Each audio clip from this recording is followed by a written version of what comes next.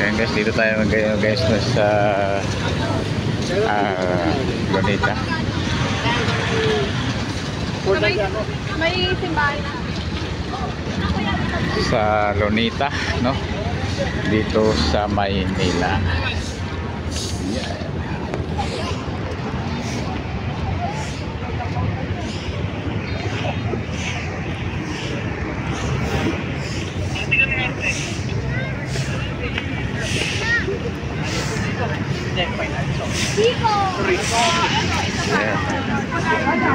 Kaya dito na tayo guys sa loob ng Lunita. Pero ito guys ay nawala, no? Sa gilid tayo dumaan, no? Sa National Museum Anthropology. Ayun, no? Okay pa. Maganda ng mga ano dito, tanawin. Yan eh. Ito guys yung Lunita. Pero guys yung dating siyempre no, yung mga 1990s 80s. Ayun guys, so yung tumbok na yan guys, yan yung dating parang fountain no? Na may mapa ng Pilipinas. Pero ngayon guys ay wala na. Wala na, tinabunan na nila at ginawa na lang playground. Ayan guys, ganda dito.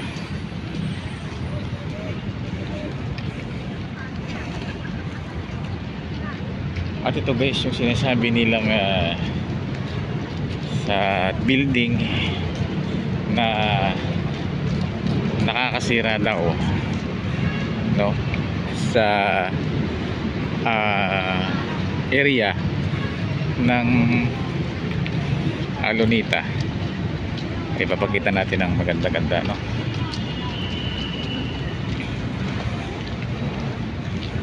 Ayan, maganda dito guys kasi may mga kahoy. Ayan, ito guys yung tumbok na yan guys, na yan yung dating may ano dito guys. So yung mataas nga naman talaga, taas nga naman talaga ng building na to. Ayan guys, so yung nakakasira nga daw dito sa tapat ng ulit.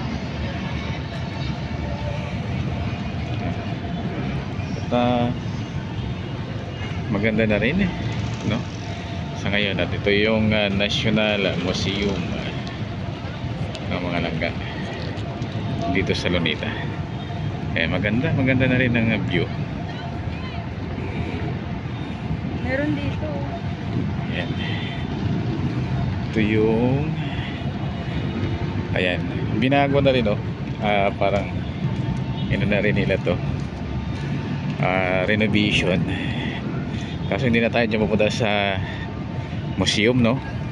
Dahil lang pakay natin makarating tayo dun sa seaside.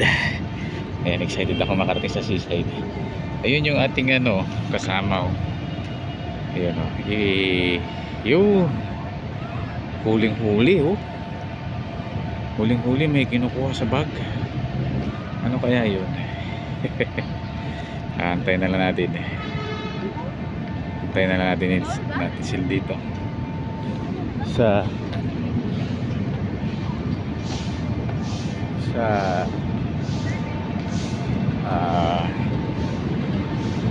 malilim kasi medyo mainit ngayon guys.